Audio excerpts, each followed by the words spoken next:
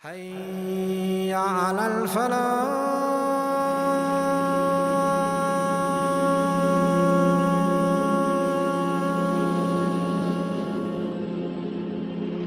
It's a beautiful one. Al-Hakim rahimahullah mentions in the Mustadrak, Abu Hurairah radiallahu anhu narrated, Prophet ﷺ said, by the one in whose hand is my soul. So the Prophet ﷺ is swearing by Allah. The hour will not be established until evil and stinginess are prevalent, and until the honest ones are thought treacherous, and the treacherous honest. I don't know, do I need to explain that one? We see that all okay, if you need an explanation of that, for the most part, look to the Muslim lands and look at the leaders, and that's your explanation.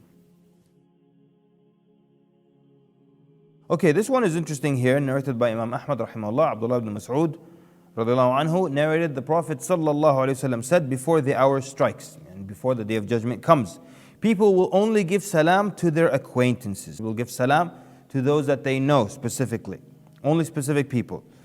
Commerce will be plentiful to the extent that a woman will help her husband in his business. People will give false testimony, and truthful testimony will be hidden, and literacy will become widespread. Okay, so let's see. There are a number of things in this hadith. One, people will only give salam to those that they know. And this is so true right now. A lot of times you find people giving salam to those that they know.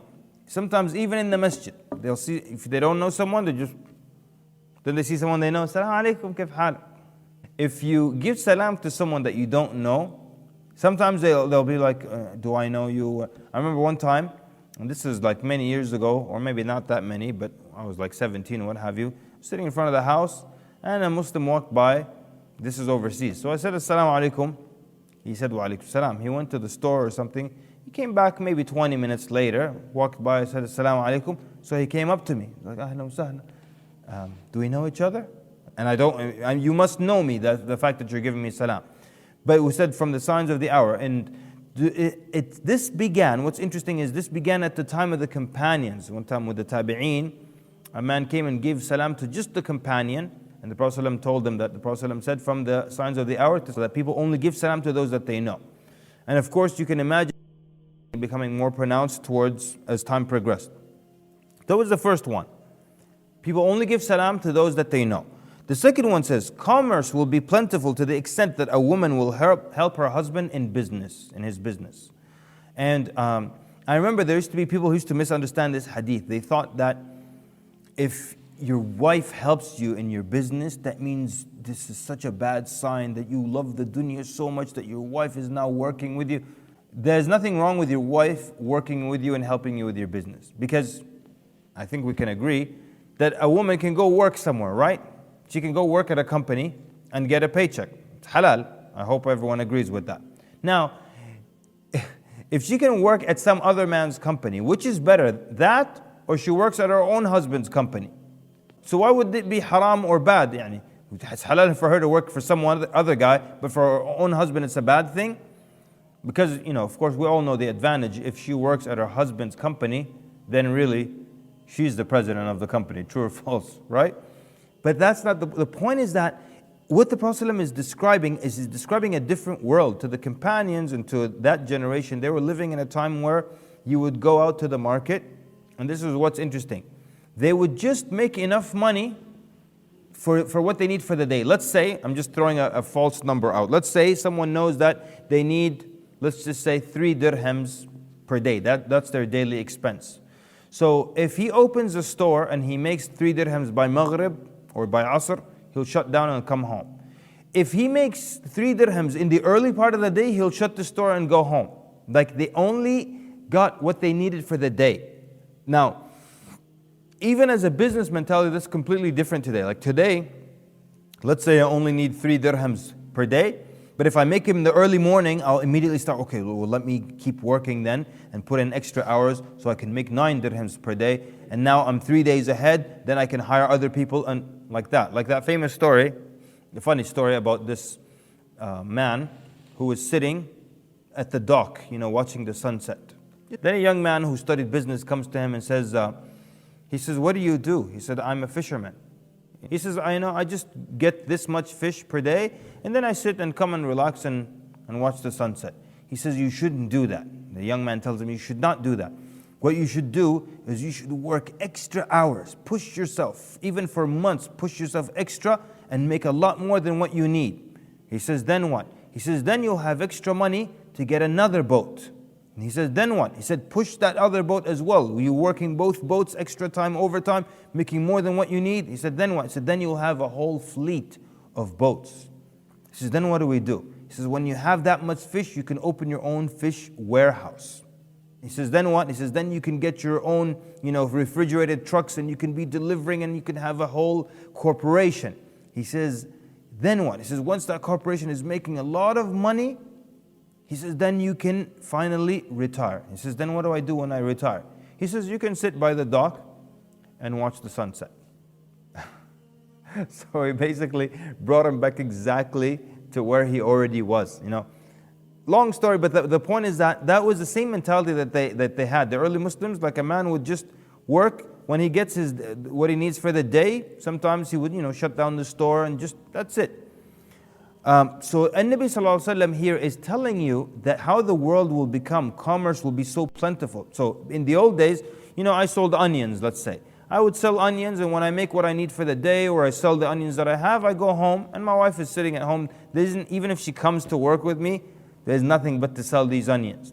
But the Prophet ﷺ is saying that commerce is going to be so plentiful in the future that I'm going to have to, instead of my wife staying home waiting for me, I'm going to need her to come to work and help me out. That's how much business and money there is. So it's not saying there's anything wrong with if your wife helps you out in your business. The ties of kinship will be severed. We understand what that means. We've seen that. We see sometimes family members that don't speak to each other at all. Some others who haven't spoken to each other for years, and relationships severed completely. People will give false testimony and truthful testimony will be hidden, and literacy will become widespread, meaning a lot of people will know how to read. Now, if you compare this one to the one before, to the one coming up now in Sahih Bukhari and Muslim, the Prophet ﷺ, narrated by Anas ibn Malik, said, the hour will not be established. Or, he could have said, the narrator says, from the signs of the hour is that knowledge will be lifted, ignorance will become prevalent, alcohol will be consumed, adultery will be widespread, men will decrease and women will increase until there is a single man to 50 women. Yani each 50 women will have one qayyim, someone looking over their affairs. So we've got ignorance becoming prevalent, whereas the one before it, we had literacy becoming widespread. Literacy increasing and ignorance increasing. How is that possible? One explanation, it could be that we're talking about different time periods, all right? So it could be that literacy increasing, that's one period of time, and then time progresses, and then ignorance increases. That's one. Another explanation could be a lot of people know how to read, but we're talking about ignorance in the religion. If it's talking about ignorance in the religion, knowing how to read has nothing to do with it, which is very similar to what's happening today. Today, most people know how to read. And how much ignorance is there about people concerning their own religion, about Islam? So, they don't have to contradict. That's one. The hour will not be established until knowledge will be lifted when the souls of scholars are taken. It's not by them suddenly becoming ignorant. Ignorance will become prevalent when that happens. So that's why many believe that this hadith is towards the end of time. Even though some of the things are happening today, but it's towards the end of time, especially the 50 women to one man. So when knowledge is lifted from the hearts or the scholars are taken, knowledge is lifted, ignorance will become prevalent. That's towards the end of time. Alcohol will be consumed. That started already. If you look at whatever, there are about 60 Muslim countries or something like that. How many of them have alcohol prohibited? Like for real, for real. 1 or 2 countries actually really have alcohol prohibited, but then the rest have it by law, but there's no punishment if you're consuming alcohol, and so on and so forth. Adultery will be widespread. And we'll see that. We're seeing that happening in Muslim lands, increasing so much that you wouldn't think something of the top major sins would be increasing so much. I remember I was in a Muslim country, and there was a joke in the newspaper. Someone read it to me, and I was so offended, like, how could you put a joke like this for the believing men and women? Like, what is funny about that? Like now, I have no hatred of a major sin. I hear about it and I laugh. That's one problem.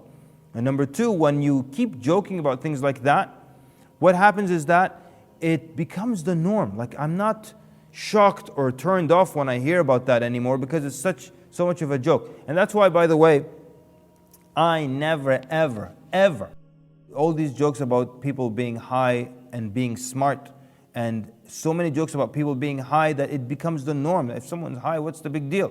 So make sure, do not joke, jokes about adultery and zina and things like that nature. Men will decrease and women will increase. Now, what is behind that? There are actually a number of good explanations. One, it's possible that it would be because of wars. And typically in wars, more men will die than women. So that's one. Two, for whatever reason, people will just give birth to more women. And there's some very, very interesting articles and theories from scientists as to why more women are being born. But either way, whether it's natural causes or due to deaths and what have you, or some virus comes that will just target men, for example, the nagging virus. Anyways, just kidding. The hadith says, until there is a single man to 50 women. We're not talking about husbands here, but one person will have 50 female family members to look after. They're all under his care or in the same house or what have you. But again, every time you look at the signs before the Day of Judgment, there's just a testimony to the truthfulness of the Prophet ﷺ and that he was a genuine prophet. Otherwise, how would he know all this in the future? Sallallahu barak ala Muhammad. Wassalamu alaikum wa rahmatullahi wa barakatuh.